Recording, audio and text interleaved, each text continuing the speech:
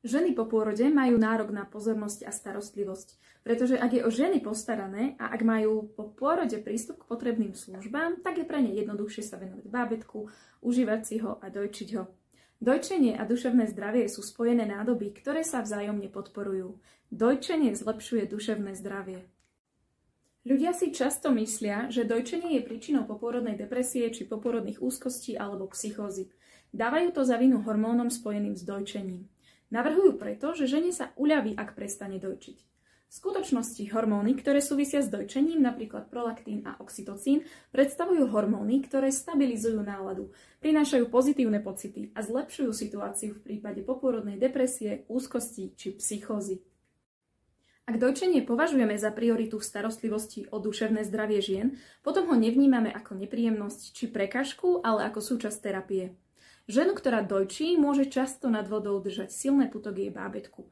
Dojčenie jej môže prinášať pocit zmysluplnosti a bezpečia aj v ťažkých chvíľach. Preto je potrebné, aby aj odborníci na duševné zdravie vedeli, ako podporiť dojčiacu matku a pomôcť jej pokračovať v dojčení. Nie je dôvod ženám predhadzovať dojčenie ako príčinu ich ťažkostí s duševným zdravím. Iba tak ho budú môcť využiť ako nástroj na zlepšenie svojho stavu. Ak psychiater či psychiatrička považujú dojčenie za prioritu, tak budú robiť toto. Ubezpečia ženu, že sa nemusí bať pokračovať v dojčení.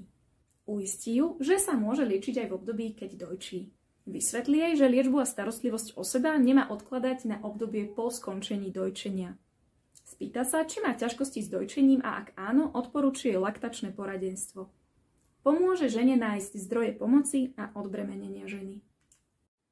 Ak psychiater či psychiatrička považujú dojčenie za prioritu, nebudú hovoriť toto. Na vine je hormonálna nerovnováha pri dojčení. Dojčenie je vo vašom stave záťaž, uľaví sa vám, keď odstavíte. Keď prestanete dojčiť, budete sa môcť vyspať, čo teraz potrebujete. Kým dojčíte, nemôžem vám predpísať žiadne lieky.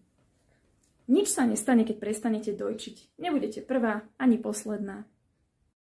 Ak odborníci a odborníčky ženy podporia v ich rozhodnutí pokračovať v dojčení, zároveň im ponúknú reálnu pomoc pri zvládaní psychickej záťaže, môžu im pomôcť zvládnuť toto náročné obdobie s väčším pocitom kompetentnosti a sebavedomia.